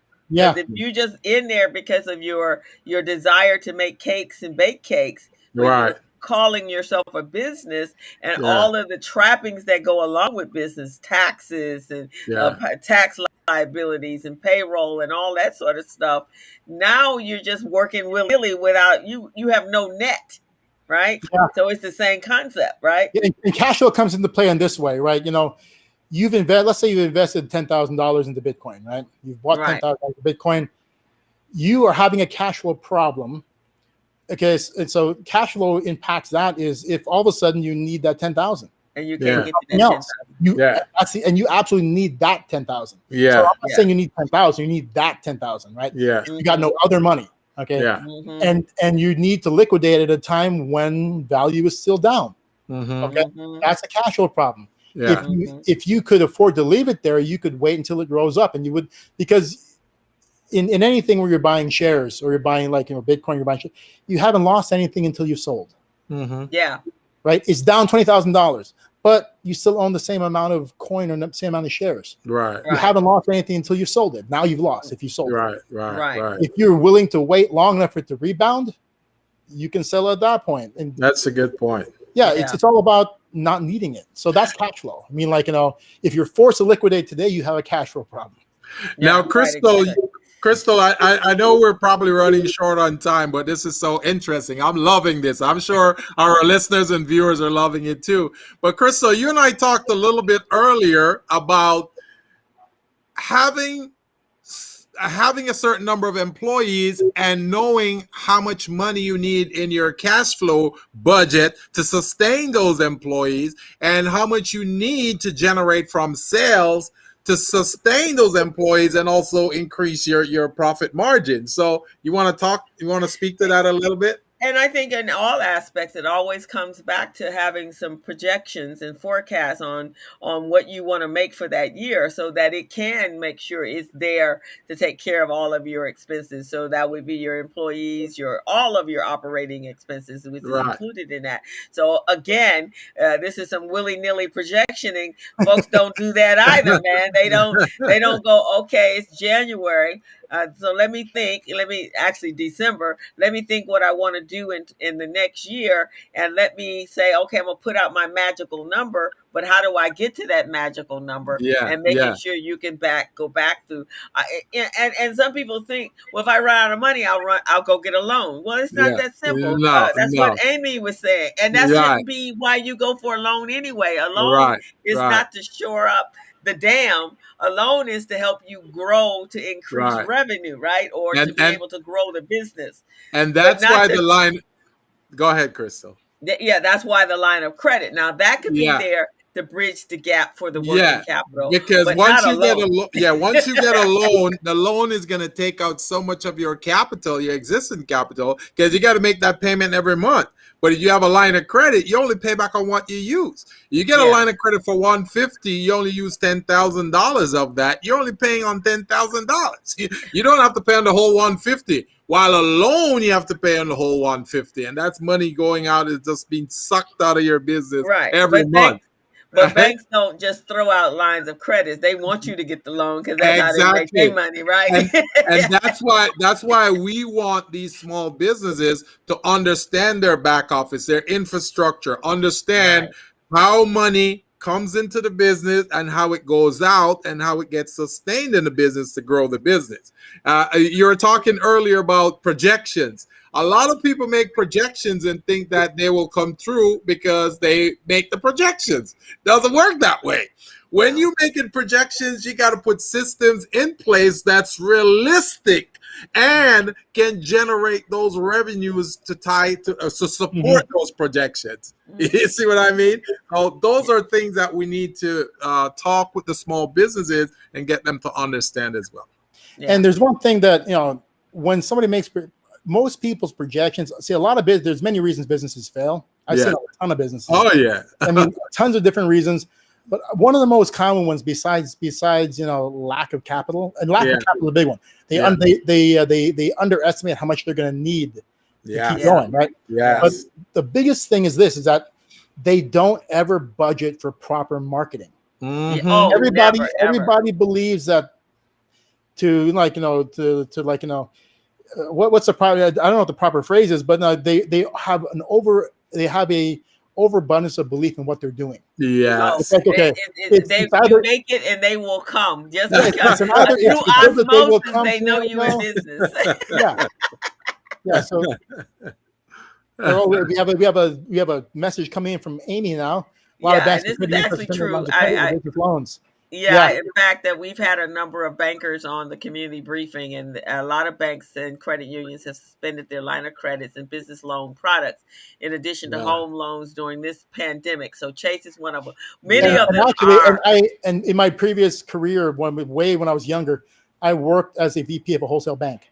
Yeah, and there is, I mean, like, and I can understand why they would suspend these things. I mean, you can argue back and forth that, you know, without these products, you're crippling small business, right? Yeah. But the problem is that a lot of these lenders that's their business. They're in the business of lending money, and if the risk is too high, they cannot. They themselves will go out. I mean, like, it's one of those chicken and egg things. Do I want to bolster the economy by being aggressive with my lending, but risk my business? Yeah. Or do I want to just pull back because I'm Chase? I'm a bank. I can ride it through. Yeah. Right. Yeah. That's and I think a line of credit is the first time, even during the recession in 2007, the line of credits got pulled so fast. I mean, you know, people who had large lines of credit, all of a sudden they pulled them back, and now their credit scores took a major dive. Yeah. So that's the first thing they pull back is during a pandemically or something of that nature. Yeah. They just don't make it. But Amy, you are right. The marketing budget is the marketing expense. Now, Armand, I've heard it should be somewhere between 15 to maybe 30% of your revenue base. It depends on the kind of product you're in, but just to give you a frame of reference, okay, the film industry, okay, the marketing budget for a movie. The marketing budget for a movie that's going to be in wide release. So we're not talking about the Netflix model anymore. We're talking about the traditional model. The marketing budget for movie in wide release worldwide is equal to the budget to produce it. Wow. So that's almost, that's 100%. So that's like a break even then? Yeah, I mean, so when you talk about, so that's why when a movie costs $50 million to make and it comes back at 75, and they talk about it being a flop, that's because they recoup his marketing budget. Right. Because out of the 25 million, they're gonna have to pay the stars, the actors, the production people, all of that. And that's after taking out the marketing piece out of it, which is okay. So let's say it costs $50 million to make it. So now remember, they've already raised that money. So movies are never made. I mean, like, movies never rely on the ticket sales to produce it. All production is paid already, so everybody's paid. Right. Everything that costs to create that movie is already paid. Okay. Right. Now, let's say it costs $50 million to produce it, which is very low, by the way, in today's industry. Yeah. So $50 million to make it, you're going to spend $50 million to market it. Yeah. Worldwide. Yeah. Okay. So when this movie starts making its money, you really have to produce. The movie has to make double its production budget to actually break even. Wow. Okay. Yeah. That's why when somebody said, "Oh, look, it cost me $30 million to make it, and we grossed 45 million, right?" And they're talking about it being a flop. Now, when it's lower to produce, when the movies are cheaper to produce, like under 50, the marketing budgets aren't actually even. They're not the same. Yeah. When you start making blockbusters, sometimes the actual marketing budget is bigger than the movie budget, the production budget. Yeah, Amy said 8% of revenue minimum for a strong marketing budget for small businesses. Oh, absolutely minimum. It could be more than that. Yeah, it should definitely more. And I know, you know, when I hear people having big events, it's like, okay, what was your budget? You know, they get to ask that question, like, budget. You know, I'm looking for the free. No, you gotta have a budget to market what you have to do, and you have or use some really creative ways to do that, right? It's still, but you got to get the word out there. You know, one of the best things that could have happened for my business is this show right here, and all the other ones that I do, is because I'm always in somebody's face. And when they're looking for a speaker, they're like, "Hey, Crystal," and at the same time, I get paid for that. So it was one of the best strategies for me, for my business, and I tell people to do that.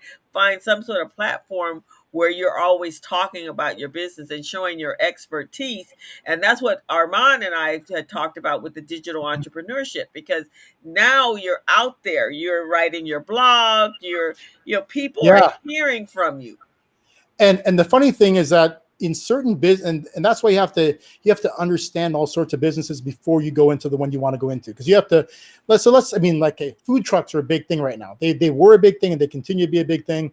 And I've owned restaurants. As a restaurateur, I don't like food trucks, just because what I can produce is limited by the truck. Right. I could have a truck that sells out, and I'm wasting 5 hours of my day, right? So if you have like a really boom time when the truck is a hit, boom, and it clears out in an hour, everyone's excited, but you're not, as a truck owner, you're not, because you have 6 hours you could have been selling still, but you got nothing left, right? You have no food. Restaurants don't experience that because of adequate storage. Yeah. Now, knowing other kinds of businesses, now Amy was saying like 8% of revenue is minimum for a strong marketing budget. Now, in the online world, you have content marketing, right? There's a concept called content marketing, and organizations like magazines like GQ are actually content marketers. Okay. Yeah. Funny part about content marketing is that the product itself, which is the articles you write, is the actual marketing. So you write. So when you pay to have the articles created, okay, the content of the articles themselves, because of the way they're structured, are marketing for you. Yeah. And so your marketing budget and your actual product budget are one and the same. Yeah. In that respect. So it's really unique. It's the digital world is exciting because of the way the lines are blurred between different things. So what was a profit center, okay, so you have things which are, you have your cost centers or profit centers, they can blur. Yeah. Right. It's an exciting place to be. Oh, hold on, she has another in the message. Art getting small business apart with market, because people don't get marketing. No, they don't. That's one of the reasons why my business, a lot of times, my actual personal business that I run focuses on large business, because they get it. Yeah. If it wasn't for large business, I wouldn't have a business. I mean, consulting for small businesses is tough because it's hard to part. But when you create a proper business plan and a proper marketing plan, and you have that all and that's actually what, for a lot of investors, will turn the tide in your favor, is seeing a proper marketing budget in place.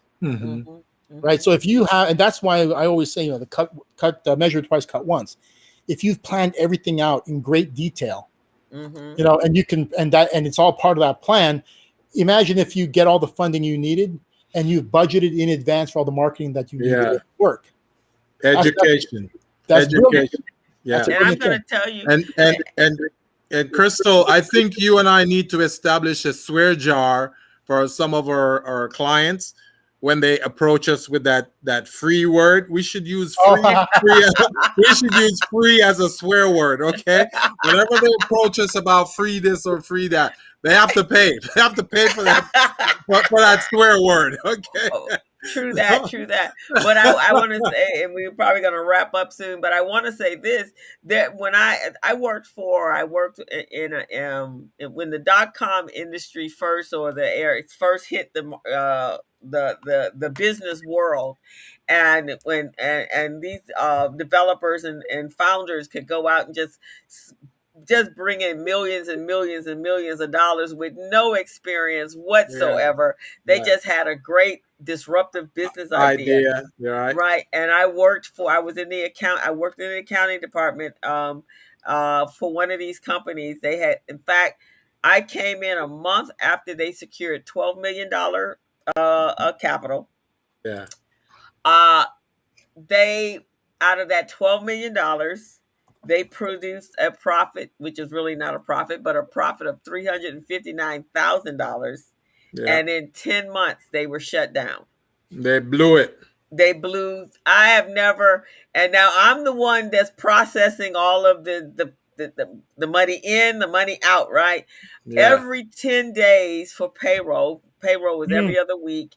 We were, I was processing over $250,000 in expenses. That was payroll and their operating expenses. So, the burn rate was just phenomenal.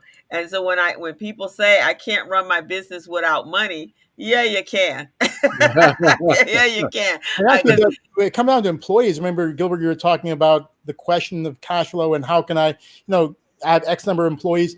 Part of it also is looking at what you do and determining, do I need that many employees? Right. Exactly. It's an unpopular conversation to talk about cutting people. Yes. Right? Yes. It is. Yeah. A lot of business owners have a sense of loyalty to their employees. Like, I've seen businesses crash because they refuse to accept the realities that I don't need this many employees. Right. Things have changed. The pandemic. Okay. Yeah. Okay. Well, actually, look, let's take the PPP. You could only get the PPP loan if you actually had employees. It was for employees, it was for mortgages and utility, right? Mm-hmm. I cannot tell you how many people went out and hired people just so that they could get the PPP loan. That is such a crazy plan. And I'm like, and so people were like, did you apply for the PPP? No, I don't have any employees. That wasn't the one that I needed to apply for because I don't have any employees. Well, you could go hire some. No, I can't. That is, I'm going to. And Crystal, there is somebody out there telling them that too. Those street corner consultants, right? Yes. There's someone telling them they can do that. But it's the same guys saying you can beat the odds. Yeah, you can beat the odds. So I had to get. I was like, okay, so let's analyze what you just said to me. And so I'm going to go incur a cost. Right. Incur an expense, employment expense on top of that. So it's not just the payroll, it's the payroll and its taxes. I'm going to incur that in order to get the PPP money. No, I don't think so. but here's the deal though. They don't understand that when you hire someone, it's not just only the taxes. No, you got to deal with EDD also. Oh, you got it's a whole. You got unemployment. You got all of that. So it's something that you don't do on a spur of the moment. It's a planned out. Employing somebody isn't something you have to think hard. Yeah. You need that person. I mean, is it essential to operating your business? It takes a planning. Right. It takes a planning. It's a plan. And so even the ones that had their employees there during that time and have them doing absolutely nothing, menial labor, there was a lot of them that did that. They were sweeping floors and doing that kind of stuff. So then after that money ran out, then they had to let those people go. Now they're concerned about why they are having a hard time hiring people. All of that back there was the reason why you're having problems hiring. And this happened after the recession in 2007. I want to bring you back. I want to bring you back as the cheapest rate that I can bring you legally. Yeah. So if $15 is the legal rate, then I'm gonna bring. Now you may have been making $30 before, but I'm gonna bring you in at $15. Because you got to understand, we just came through a pandemic, so you should be comfortable with making the $15 an hour, until we can get back on our feet. No, that don't have nothing to do with me, right? Do they understand that an employer has to pay 7.5% of their salary into the unemployment every month? Do they understand that? Well, actually, with workers' comp, it actually comes out to be 11.5% to almost 13%. that you're paying over 11.5%, right? So I mean, think twice if you need employees. Right? Exactly. I mean, exactly. You got to think it out. You got to be able to project out and forecast exactly how much revenue, and making sure that expense can be a profit can be made out of that expense, again, because that's all part of that cash flow, right? So I'm just not bringing the employees there. I got to have a bulk of those employees that is producing and paying for themselves. Yes, I have to have auxiliary employees, support staff, but my bulk of my employees have to be people that are generating revenue. That's really the bottom line. And to address Amy's latest comment of the problem entrepreneurs that we don't know. Right. The thing is, everything that we're talking about now, everything that comes out of most of our consultations, is a component of a business plan. Yeah. Yes. If you have a fully fleshed out business plan, before you even get near starting, you will know what all these things will have popped up. Yes. Yeah. Right? And you will know all this stuff. Yes. People just have to have the patience. I mean, if you're a 9-to-5er and you have a dream to run an ice cream parlor, right? Mm-hmm. And I say that because I have an actual client who has an ice cream parlor. So if you're a 9-to-5er with a dream of having an ice cream parlor, okay, you've been working 9 to 5 for X number of years. What what's the big deal waiting a few more months while you put together a good plan, bring in a couple of consultants, spend some money to figure out if what you're going to do will work. Yeah. Right. Put some time into it to figure it out. I mean, put all that effort into it before you get started, because it's really going to help you in the long run when what you wanted to do, like even in just purchasing of initial inventory, right? Yeah. Okay, so right now I'm in the process of doing an adventure zipline park in the Philippines, right? Mm-hmm. And so I spent a serious amount of time investigating the costs of aircraft cable, which is the main component of zip lines, right? Yeah.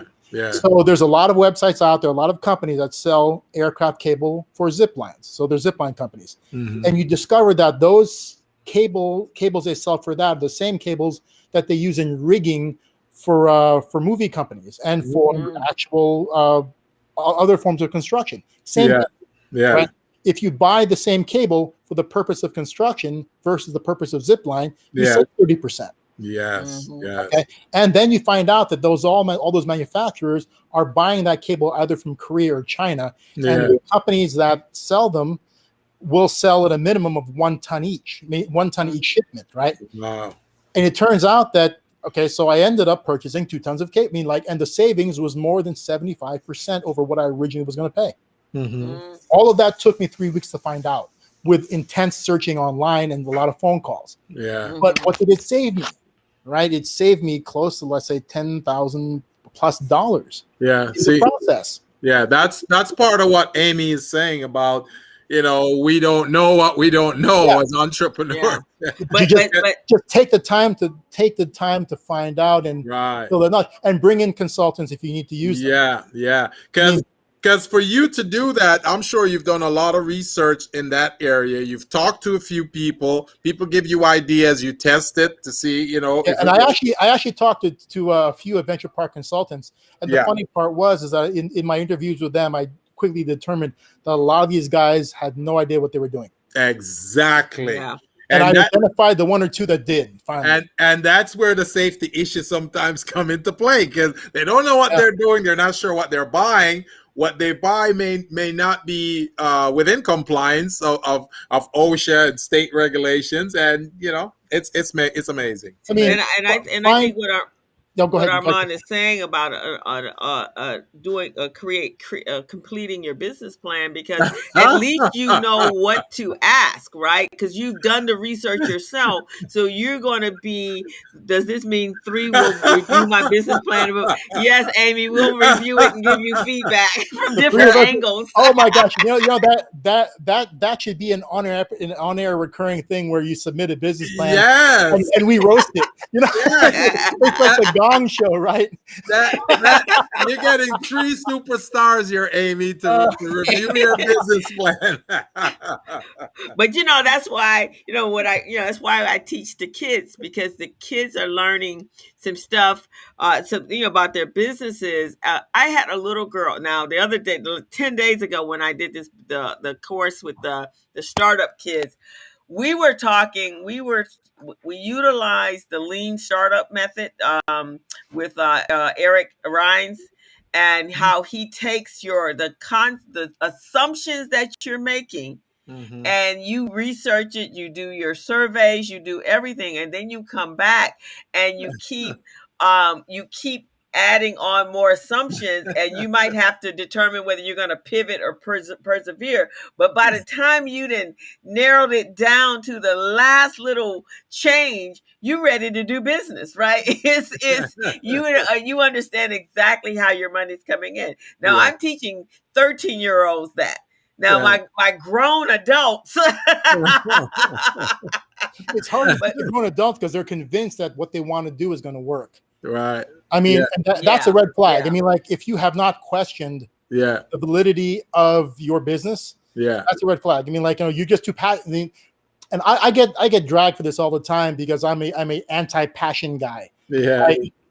To me, I don't have to be passionate about what I do. You got to be objective, As long as it gives. See, so when I look at a business that I will run or I'll invest in, I have to look at, what do I want to get out of it? So the things I want to get out of this, I identify what they are, and then I rank them in order of importance, right? And if what I want to get out of what we're doing is Right. some sort of like a like a cultural shift or the awareness of something, that's different. The way I approach it's different than if the income is the number one thing. Yeah.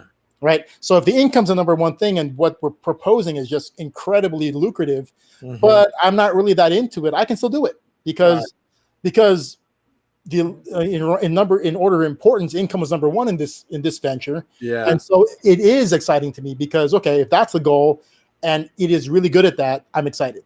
Yeah. Right? Yeah. Now, if what I'm looking at, if my main goal is, let's say, to have some sort of, to create awareness about some sort of cultural phenomenon, it's a different story about being excited. I mean, like, you have to look at it. And I always say that if you could be blinded by the passion you have for what you're doing. Right. So a person's lying to themselves when they're looking at their business, and because I've seen a lot of businesses that have been now, the 95% closer than 5 years number. Yeah. There are businesses that have stayed open longer than 5 years that should not have. Right. How I look at this, Armand? It's like a parent having a baby and saying that baby is not ugly. My baby is not ugly. Oh God, Gilbert's gonna get canceled. Remember, Gilbert, there are no such thing as ugly babies, man. My baby is not ugly. My baby is beautiful. That's what we do. Yeah, you're blinded. You're blinded by it. Yes, we're blinded. So many businesses. I mean, so many businesses limp along beyond their lifespan, right? Because the people can't let them go, right? Yeah. So really, well, that's what happened with during the pandemic. We did lose some 700 businesses within our community, and that was because they were already on the very tip in the end of their lifeline, that was just, and that was it. That was done. I mean, and unpopular opinion about this pandemic and all the businesses that closed that I've maintained is, I mean, I look at it like a culling, Sometimes, I mean, like they do it all the time with certain wild animals where you've eliminated their predators. Yeah. And they're just too successful. They're gonna eat themselves out of their environment. Yeah. There's too many. I mean, like, a lot of these businesses have been on life support for years. They should not have been around, and they've been a financial drain to their owners. Yeah. I know a lot of people who've been complaining about everything. I mean, like, their business is their complaint. It's bleeding them dry. And I've heard this guy talking about it for 7 years straight. Well, it's obviously not bleeding you dry because you still got more to give, because you're still here, right? Yeah. It's an unpopular opinion. It actually did them a favor because now they can come back and hopefully analyze that and be able to start a business. And Gilbert says this all the time, and I say this all the time. If it's not solving someone's pain point, and if it's not filling an unmet need, then you're not, this is not a business you should be investing a ton of money in. Now, it could be a hobby vanity project, but if you really wanted to make money, then you need to make sure it's not solving your problem. It's solving somebody else's problem. Because if it's not doing that, then you're not going to survive. Exactly. So you have to do that. So we can have... Go ahead, Chris. I'm sorry. Yeah, you can, if you want your vanity project, that's fine. But don't know. And I think the other thing is that we should be really starting businesses that have the capability. If you're just starting a business today that has a scalable a business model, don't just start a business that's a one-off. Because in this day and age, you just are not going to survive. As Armand said earlier, you got to have 9 businesses and hope that one of them is going to be the successor out of that 9 businesses. Well, it's amazing because when we do our value proposition scenario, it tells us that for every 10 business that enters a marketplace, the consumers reject 72% of them. They reject 72% because they're going, these 72% is not going to solve my pain. I want to focus on these other 30% right here, 28%, because they're more closely aligned with my pain point. So entrepreneurs need to understand that part too. When you're entering the marketplace or you're trying to solve a pain in the marketplace, think about that. Consumers are rejecting you. And that's why when you're selling and you're not getting to sell anything, you're probably in that 72%. Well, that comes back down to the plan. I mean, like, is it viable? Because and that's why when I consult I do mostly digital consulting. So when people are going to create online brands, right? Yeah. You should be creating an online brand that has a built-in audience. Yeah. I mean, you're not there to make something happen. So there's a movie called Clueless, where I think it was, or was it Mean Girls? I think it was it was one of these movies. Yeah. A character had a catchphrase that they're trying to make popular. Yeah. And so then somebody told them, you're never going to make fetch happen, because fetch is a catchphrase that they want to make popular. You're right. Like, that ain't going to happen, right? Yeah. And that's really what, people try to create brands around their own passions. Yeah. But unless that passion corresponds to a large marketplace, a pain and a need in the marketplace. Yeah. And like you said, they reject 70-something%. 72%.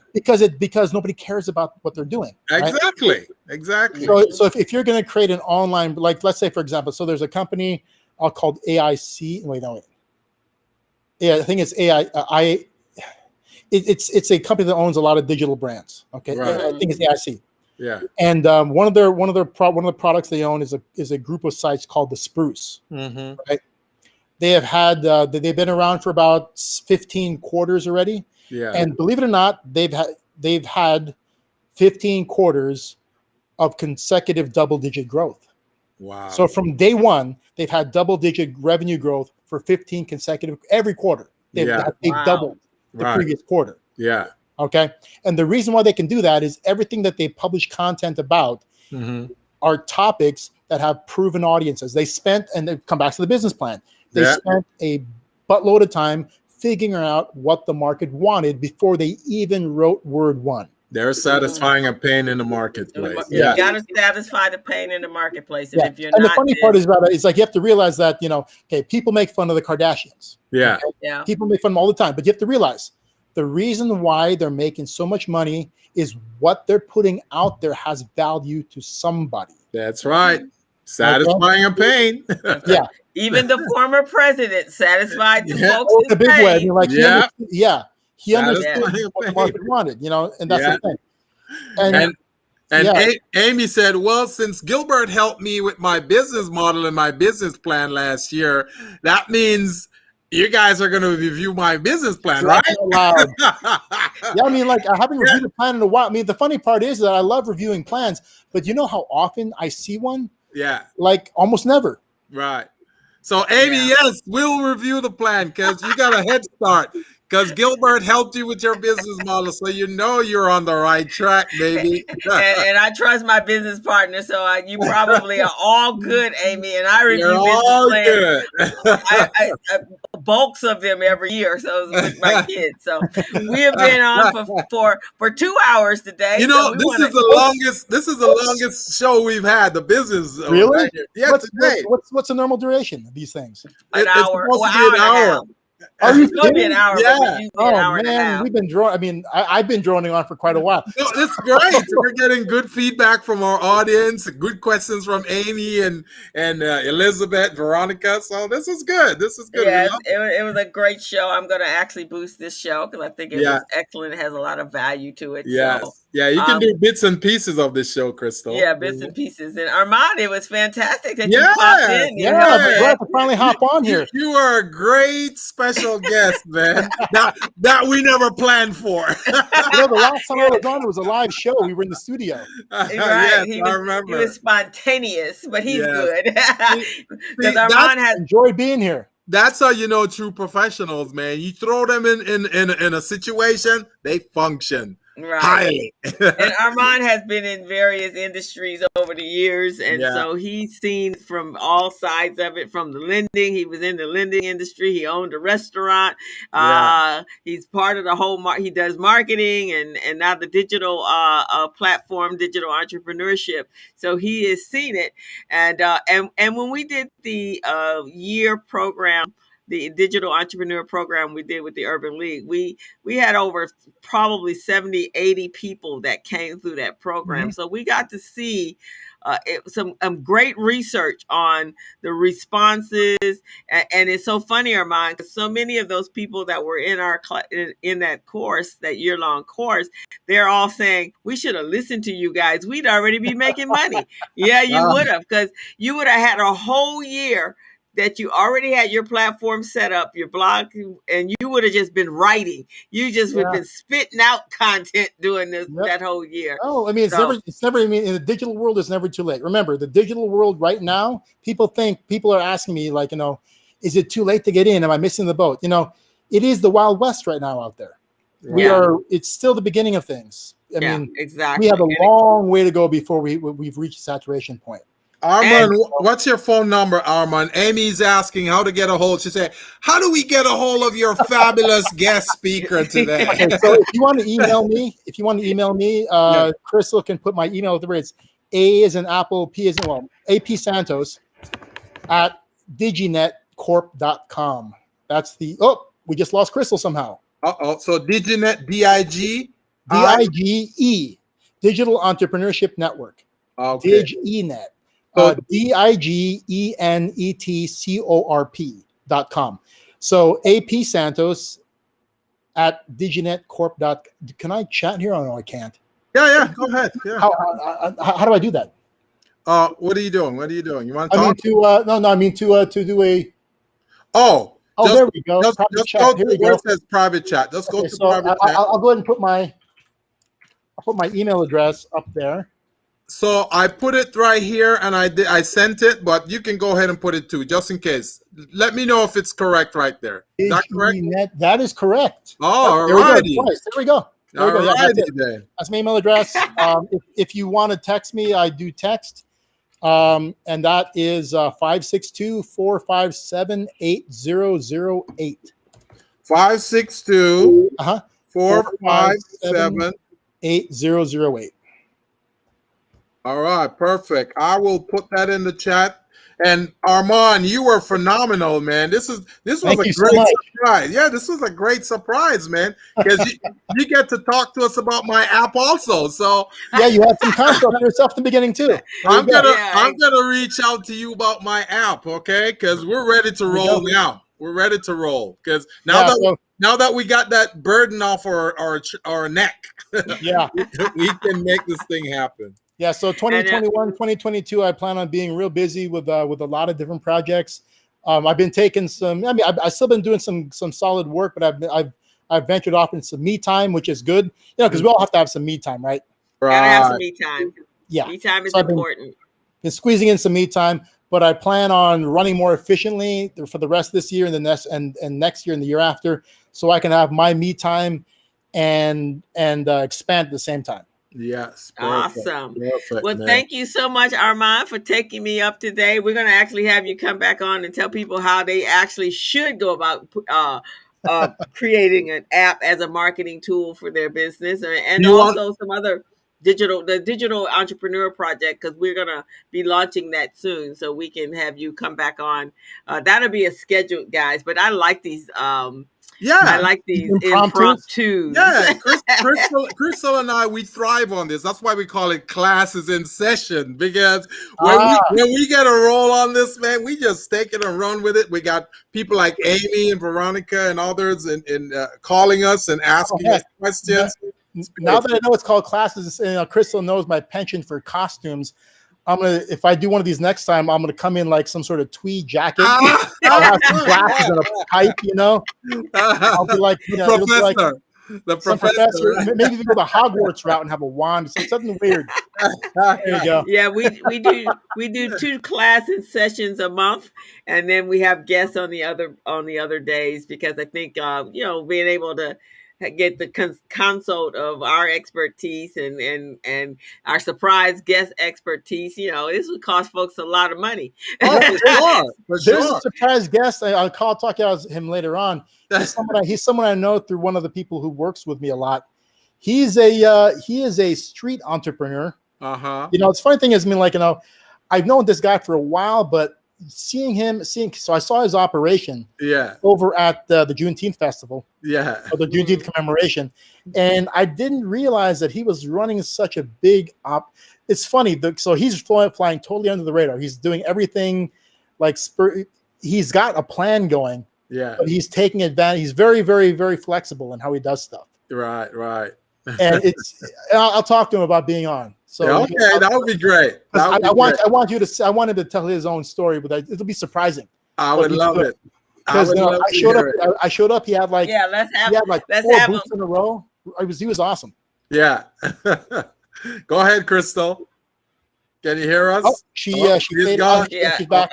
I think she's back. I froze. Crystal's frozen. Well, for those of you who are listening, you're tuning in to the Business Zone with Crystal and Gilbert Buchanan. Your small business paramedic. Our very special guest today was Mr. Armand Santos, the phenomenal, the glorious, the wonderful super entrepreneur who can help small businesses get to the next level. So it's always an honor to have him among us. And Amy, I can tell that you really enjoyed having him. And also Veronica, you guys enjoy having him as well.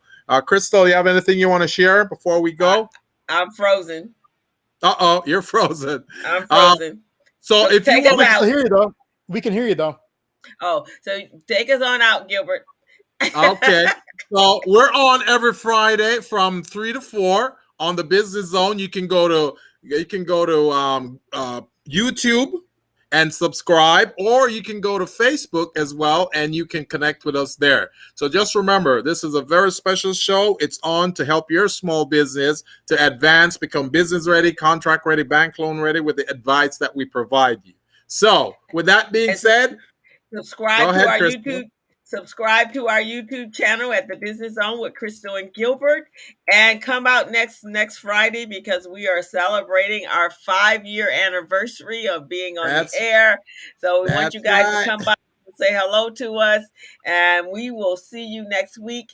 I'm also looking for individuals to volunteer to come out and speak to our kids for the summer biz camp that is kicking off on July 6th. So if you're interested, reach out to me and I'll get you the link to sign on. So other than that I'm out, and Gilbert, you can kick us off. Okay, we're out.